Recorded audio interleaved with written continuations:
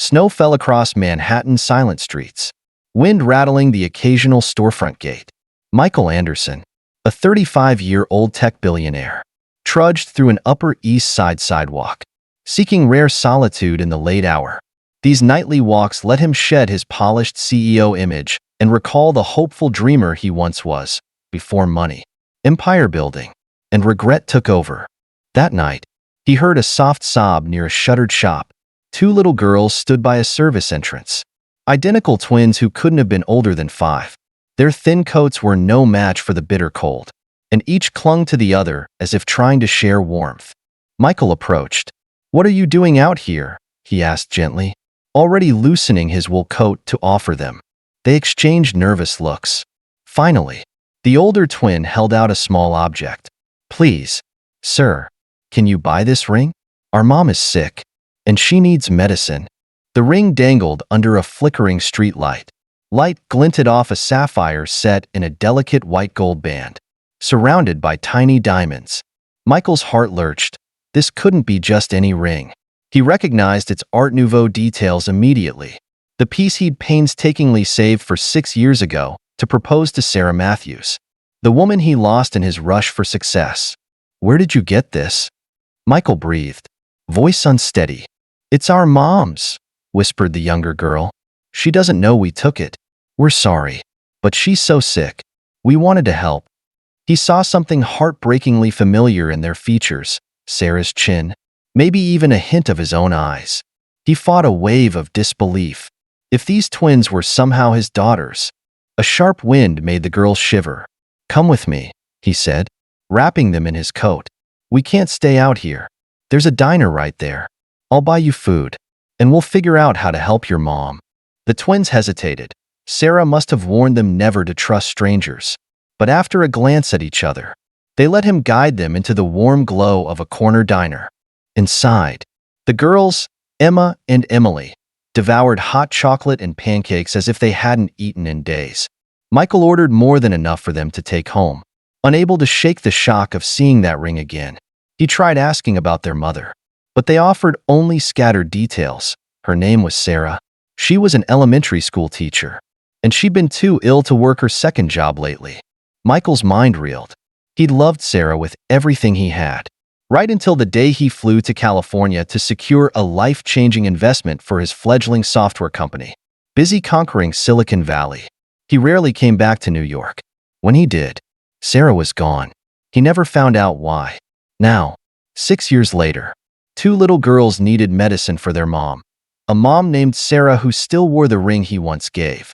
After paying the diner bill, Michael insisted on calling them a cab, pressing a wad of bills into Emma's small hand. "Use this for the medicine, for food, whatever you need," he said. "This ring is important. I'll buy it, but please take care of your mom." They thanked him, eyes shining with relief, then rode off in the taxi. Michael stood on the snowy curb, the ring's chilly metal biting into his palm. If Sarah was their mother, and these were his daughters. That night, he couldn't sleep. He called a private investigator and gave him the Bronx address Emma scribbled on a napkin. He needed to know everything about Sarah's situation and whether he was truly the twins' father. By morning, the investigator confirmed Sarah Matthews lived in a rundown Bronx building, was behind on rent, and taught at 2 public schools to support 5-year-old twin girls, Emma and Emily, both listed with no father. Most alarmingly, Sarah had a serious heart condition that required costly medication she could barely afford. Michael felt guilt and shock swirl in his chest. While he'd built Anderson Tech into a billion-dollar empire, had Sarah been struggling alone with his children? He immediately set up an anonymous charity, the New Dawn Foundation, funneling enough money to cover Sarah's medical bills, rent, and some improvements at the girls' school. He was determined to help, even if she never wanted to see him again. Within weeks, Sarah discovered her growing debts mysteriously paid, advanced heart treatment scheduled, and her daughter's school receiving unexpected donations, like new coats for students, including Emma and Emily. The twins called it a miracle. Sarah suspected an unknown benefactor. Michael watched discreetly through newly installed security cameras, another foundation donation for school safety. verifying that Emma and Emily were safe. But Sarah still looked worn, working 2 jobs despite her illness. He wanted to intervene, to reveal himself, yet he feared her anger, or that she wouldn't forgive him for 6 years of absence. Everything changed one afternoon when Emma and Emily came down with a severe flu. Their fevers spiked dangerously, and Sarah, already weak, pushed herself past her limits to care for them. Michael, watching through the cameras, saw her suddenly collapse in the apartment. The girls, feverish and frantic, couldn't help, abandoning all caution. Michael rushed to her building with paramedics. He found Sarah slumped on the floor, the twins crying helplessly at her side. "Sarah," he choked, kneeling to check her pulse. Her eyes fluttered open, and shock rippled across her face. "Me, Michael," she rasped. Then her eyelids drooped as the paramedics lifted her onto a stretcher. To the girls, he gave a trembling smile. "I'll take care of your mom now. I promise." Sarah came to in a pristine hospital room, hearing the beep of machines. She spotted Emma and Emily sleeping in chairs, and someone else, Michael, standing at the foot of her bed, gaze filled with worry and remorse. Confusion and anger warred on her pale face. You left," she whispered hoarsely. "Why are you here now?" He clenched his fists, struggling for composure. "I didn't know," he said simply. "Not about them. Not about your illness. If I had." Tears welled in her eyes. "You found out from the girls, didn't you? They sold the ring you gave me. The ring that once symbolized a future he thought guaranteed." Emma stirred at the sound of voices, nudging Emily awake. Both looked at Sarah, then at Michael, uncertain. "You're that man from the diner." Emily realized. Her gaze sharpened. "Mom, how do you know him?" Silence crackled in the hospital air. Sarah swallowed, glancing at Michael. He's your father." Emma gasped. Emily's eyes went wide. For a moment, everything stood still. Then the paramedics reappeared, needing to adjust Sarah's monitors. In the chaos, the girls huddled near Michael, too frightened to leave their mother's side. In the days that followed, Sarah stabilized. The girls, still recovering from the flu, remained close by. Michael used his influence to ensure they all had a private room, covered by his foundation. Slowly, the pieces fit together. Sarah explained how, after he left for the West Coast, she discovered she was pregnant. Her parents demanded she fix the situation. Instead, she fled, resolved not to destroy Michael's big chance by revealing her pregnancy. "You wouldn't have destroyed anything," Michael said, voice thick with emotion.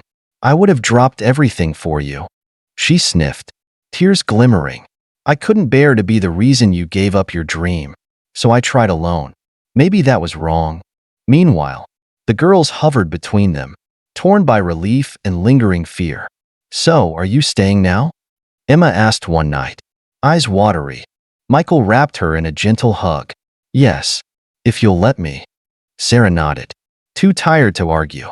Part of her still hurt deeply, but seeing how the girls lit up around him, she realized this was bigger than her anger. Michael rented an apartment near Sarah's building, refusing to watch from a distance any longer. Each day, he arrived to help Emma and Emily get ready for school, or to drive Sarah to the doctor. As the twins recovered, they shyly tested his role. Emma asked him to review her science homework. Emily showed him her latest drawings. They had questions. Why had he never been there for birthdays or holidays? He explained, haltingly, that he hadn't known they existed. Their expressions ranged from confusion to cautious acceptance. For Sarah, adjusting was painful. She'd raised the twins alone, working herself to exhaustion, while Michael built an empire. Could they find common ground now? Yet every time she saw Emma tucked under Michael's arm or Emily giggling at his jokes, her bitterness wavered. Then Sarah's parents arrived. Having heard about her hospitalization, they'd driven her away once. But now they showed remorse and a desperate desire to know their grandchildren. The girls asked bluntly, "Where were you all this time?" The grandparents looked stricken, step by halting step. They tried to rebuild trust. Michael, too, had to set grudges aside for the twins' sake. It was awkward, The grandparents insisted on enrolling Emma and Emily in a prestigious private school, but Sarah refused. They love where they are. They have friends and teachers who helped us. Michael backed her, surprising everyone. Our daughters deserve stability, not fancy logos on their uniform. Gradually, the tension eased. The grandparents visited, practicing patience with two 5-year-olds who weren't certain about welcoming them. Meanwhile, Michael continued to help from the sidelines, though now that he was known, it was direct. He paid rent and bills openly, ensuring Sarah's health improved under top specialists. Emma soon thrived, winning a small science fair with a project about how apps can track plant growth. Emily blossomed artistically. Her drawings so good a local teacher displayed them in a hallway. Michael juggled phone calls with foreign investors around bedtime stories, shocking colleagues used to a 24/7 CEO. One day, after dinner at Sarah's place, the girls demanded a family game night. They ended up laughing over child-invented board game rules. Michael realized he no longer felt like an outsider. A quiet sense of belonging settled over him. This was his family. Later, Sarah found him reading old letters she'd once written but never sent, confessions of fear and love, describing each twin's first steps and birthdays. Tears in her eyes. Sarah said, "I'm sorry. I should have told you. I was scared you'd drop everything." He closed the letter gently. "You were protecting them. And me? I can't blame you. But now we have a second chance." Time passed. Sarah regained her strength, reducing her hours to one teaching job.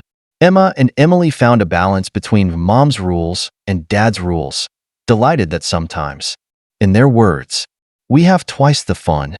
On the twins' 6th birthday, Michael organized a small party in Central Park, inviting Sarah's friends, the grandparents, and a few close colleagues. Balloons fluttered. Children ran under the trees, and Emma squealed when Michael revealed the science kit he'd gotten her. Emily was enthralled by a giant box of art supplies. Sarah watched from the edge of the lawn, heart warmed by the sight. "Sarah," Michael said, pulling her aside as the girls played, "there's something I need to show you."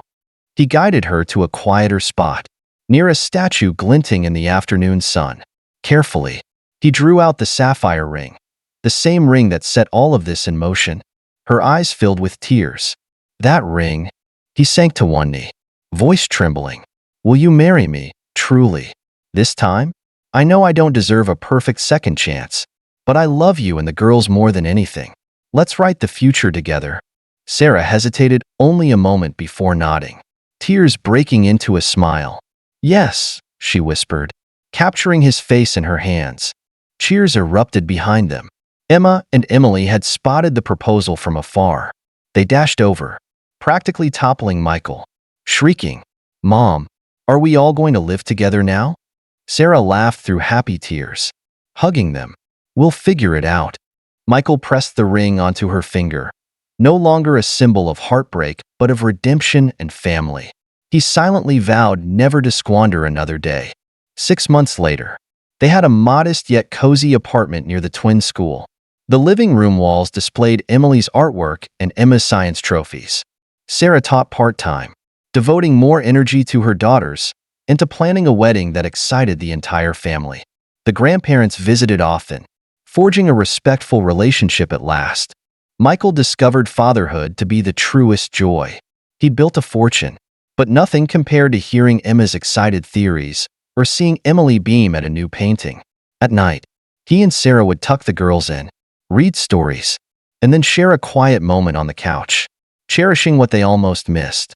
One evening, Michael found Sarah gazing at the ring under a warm lamp.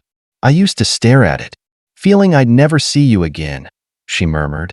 "It was a reminder of everything we lost." He slipped an arm around her. "And now it's a reminder of what we've found." The next day, he overheard Emma telling Emily, "Our family was broken, but we fixed it." Emily nodded. "And now Dad says we can do anything together." It all started with 2 little girls braving a freezing street to save their mother, 2 children no one told them existed. It ended with them forging a real family. In that single ring, 6 years of mistakes had turned into a lifetime of possibilities. Michael couldn't change the past, But with Sarah and the twins by his side, he found the future he once glimpsed and lost, a new beginning formed by love, forgiveness, and a sapphire ring that guided them back home.